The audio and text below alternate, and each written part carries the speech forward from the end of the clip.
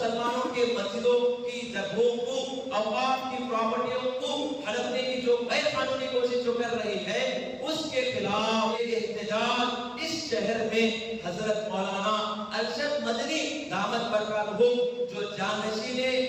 شیخ الاسلام ہیں، جو فریڈم آف فائٹر کے بیٹے ہیں، جو ہندوستان کے امیر الہند ہیں، جمعیت علماء ہند کے پریزیڈنٹ ہیں، وہ اس شہر میں آ کر یہاں کے سی ایم سے مخاطب ہو کر وہ کہنا چاہ رہے ہیں کانسٹیٹوئنسی جو بنائی گئی ہے، جو سنویدھان بنایا گیا ہے، جس کے خلاف ناپاک کوششیں کر رہی ہیں توڑنے کے لیے، اور مسلمانوں پر بری نگاہ سے دیکھنا، مسلمانوں پر گندی نگاہ ڈالنا، مسلمان بچوں کو آپریشن کرنا، اور یہ سب نہیں ہونا چاہیے۔ مسلمان بھی اس ہندوستان کا پہلے نمبر کا شہری ہے، یہ سمجھانے کے خاطر یہ پروگرام رکھا جا رہا ہے۔ آپ سمجھنا چاہیے کہ جمعیت علماء ہند 5 سال پرانی پارٹی نہیں ہے، یہ جمعیت علماء ہند 10 سال پرانی پارٹی نہیں ہے، بلکہ یہ جمعیت علماء ہند 100 سال پرانی پارٹی ہے۔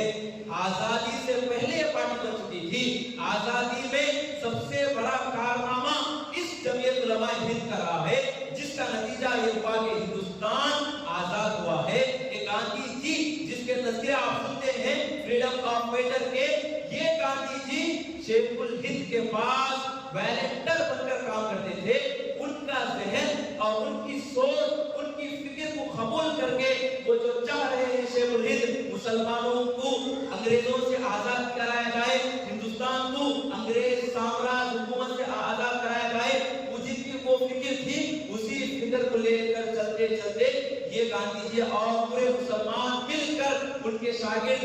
شیخ الہند رحمت اللہ علیہ اور حسین احمد مدنی رحمت اللہ علیہ اور اسی کفایت اللہ اور اسی طرح بڑے بڑے علماء اکرام، یہ سب کوششیں کر کے اس ملک کو آزاد کرایا ہے۔ لیکن ہم لوگوں کی سب سے بڑی ناکامی یہ ہے، ہم تاریخ سے ناواقف ہیں، صرف اسکول کے پروگرام سن لیتے ہیں، انگریزوں کے اسپیچز بنائے ہوئے پڑھ لیتے ہیں، جس کی وجہ سے مسلمانوں کی پوری تاریخ جو مسلمان مالٹا کی جیل میں رہ کر کتنے تکلیفیں برداشت کیے ہیں، شیخ الہند نے، شیخ الاسلام نے، اور اسی طرح